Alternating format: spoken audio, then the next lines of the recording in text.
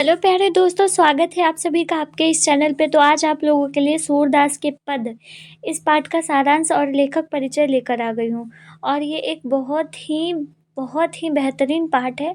इसको सुनकर आपके जो रोंगटे हैं वो खड़े हो जाएंगे, क्योंकि इस पाठ में सूरदास ने कृष्ण जी की जो भी बचपन की कहानियाँ थी उस चीज़ के बारे में उन्होंने बताया। और मुझे बड़ा ही आनंद आता है इस पाठ को पढ़ाने और पढ़ने में। सूरदास के पद को किन्होंने लिखा है? सूरदास के पद को सूरदास ने ही लिखा है, ठीक है।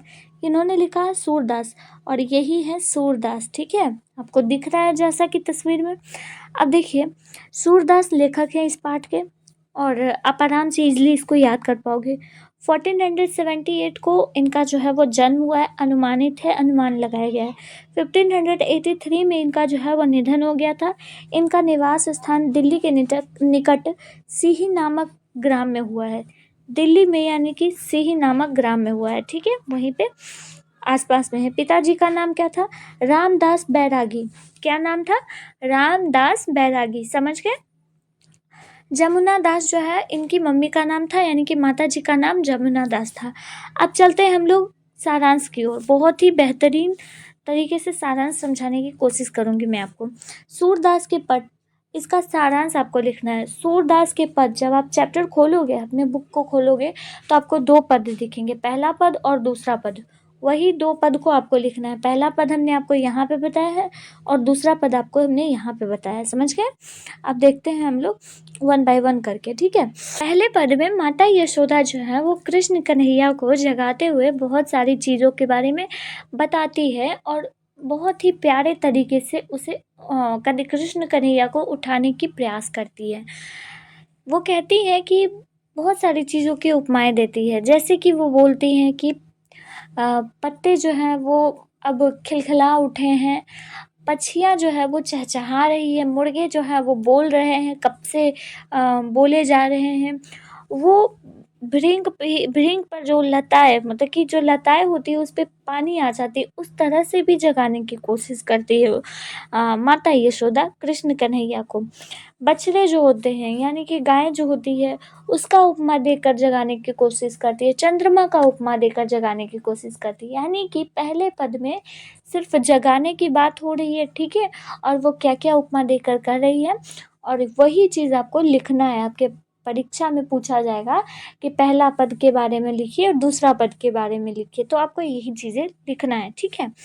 पहले पद में जो है वो माता यशोदा कुंवर को जगा रही है। कमल फूल गए हैं, यानी कि जो भी कमल के फूल थे वो पूरे खिल गए हैं। यह संकेत दे रहा है कि सवेरा आ गया है। यानी कि जब सुबह हो जाता है तो फूल जो होते हैं वो जब आप देखोगे तो फूल जो होते हैं वो सुबह में बहुत अच्छे तरीके से, बहुत ही वो नेचर वाइज अपना रूप ले लेता है, खिल जाता है वो, ठीक है। तो ये उस चीज़ का संकेत है कि सवेरा आ गया है, सुबह हो गया है। भृंग भी लताए पर आ गए हैं। भृंग भी लताए पर आ गए हैं। लताए पर जो है वो पानी जो है, ओस है, वो सब कुछ आ चुके हैं। मुर्गा बांग दे रहा है। मुर्गा जो है वो चहचहा रहा है, बोल रहा है। पक्षी कलरव कर रहे हैं। पक्षी जो है वो बहुत ज़्यादा चचिया रहे हैं, बोल रहे हैं। जंगल में उनका कोलाहल हो रहा है, मतलब कि बहुत शोर हो रहा है जंगल में। इतना जो शोर हो रहा है पक्षी की वजह से, क्योंकि सवेरा आ गया है। गाय भी गौशाले में बछड़े हेतु रंभा रही है। गाय भी जो गौशाले में है वो भी अब बोल रही हैं। चंद्रमा का प्रकाश मलिन हो रहा है।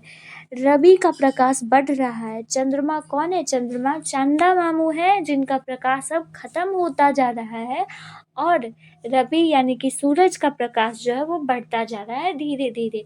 सवेरा हो गया है, उठ जाए कुंवर राजकुमार। अब चारों ओर गीत गाए जा रहे हैं। सुबह होता है तो भजन होता है, गीत होता है, तो अब चारों ओर गीत गाए जा रहे हैं। अतः हे अम्बुज कर धारी श्याम अब जाग जाएं। अम्बुज कर धारी श्याम, इन्हें कहा जाता है कृष्ण को, ठीक है। तो इस तरह से इतनी सारी उपमाएं देकर कृष्ण को जगाया जा रहा है माता यशोदा के द्वारा। बहुत तरह तरह की बातें उपमाएं देकर प्राकृतिक तौर पे उन्हें जगाया जा रहा है कि अब आप उठ जाए अम्बुज कर धारी, सवेरा हो गया है। दूसरे पद में क्या कहते हैं, दूसरे पद में बोला जा रहा है कि कृष्ण क्या क्या खाते हैं, कैसे खाते हैं, कितना खाते हैं, क्या खाते हैं, कब गिराते हैं और खाते वक्त क्या क्या वो करते हैं। तो इस चीज़ के बारे में दूसरे पद में बोला गया है। ठीक है, देखिए, बाल कृष्ण नंद की गोद में बैठ कर खा रहे हैं। थोड़ा सा ही खा पाते हैं वो, क्योंकि बच्चे हैं, छोटे हैं, उनके हाथ में कितना अटेगा, छोटे बच्चे के हाथ में कितना आएगा। और कुछ धरती पर गिरा देते हैं। कृष्ण वात्सल्य यानी कि संयोग रस की व्यंजना है। आलंबन बाल कृष्ण और आश्य यशोदा भाषा ब्रज है। उनकी इस समय जो शोभा है उसको बड़े गौर से नंद रानियां जो है वो देख रही हैं। उनके सामने नाना प्रकार के व्यंजन है। नाना यानी कि बहुत तरह के प्रकार का व्यंजन रखा हुआ है, जैसे कि बड़ी बड़ा बेसन, अनेक प्रकार की पकवानें रखे हुए हैं। वे अपने हाथ से ही खा रहे हैं, अतः कुछ धरती पर गिराते हैं।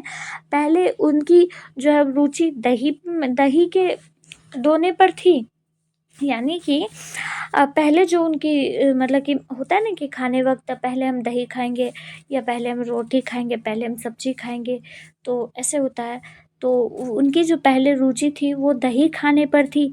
मिश्री दही माखन मिलाकर अपने मुख में डालते हैं, उस समय उनकी शोभा बड़ी धन्य होती है। वे स्वयं खाते हैं, नंद के मुख में भी डालते हैं।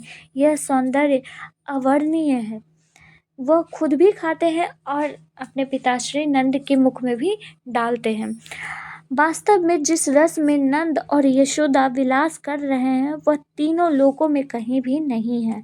भोजन कर जब कृष्ण ने आचरण किया तब सूर की लालसा जूठन पाने की थी।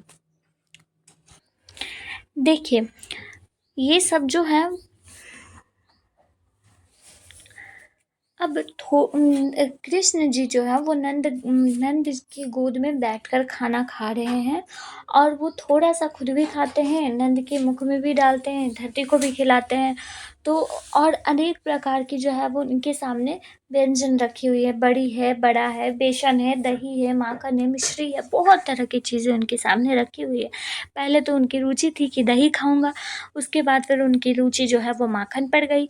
तो इस तरह से वो अपना खाना खाते रहे और अनेक इस तरह की जो शोभा है वो देखते हुए नंद रानियां जो है वो बहुत मुस्काती हुई है। सूरदास कहते हैं कि ये जो सौंदर्य है नंद और यशोदा और कृष्ण की, ये जो सौंदर्य है ये कहीं भी तीनों लोक में नहीं है।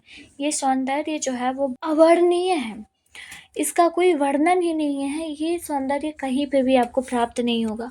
जब भोजन कर लेते हैं कृष्ण जी, जब आचरण करते हैं यानी कि हाथ जब धोते हैं, तब ये सूरदास कहते हैं कि मुझे बहुत ही लालसा थी उनकी जूठन की प्राप्ति हो जाती, तो मुझे ये बहुत लालसा थी। तो इस तरह का आपको सेकंड पद में ये सब कुछ लिखना है, ठीक है।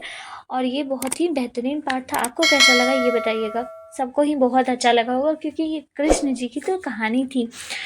सो आई होप कि आपको इस पाठ में समझ आ गया होगा सब कुछ। मिलती हूँ फिर नेक्स्ट इंपॉर्टेंट वीडियो के साथ, तब तक के लिए आप लोगों का धन्यवाद।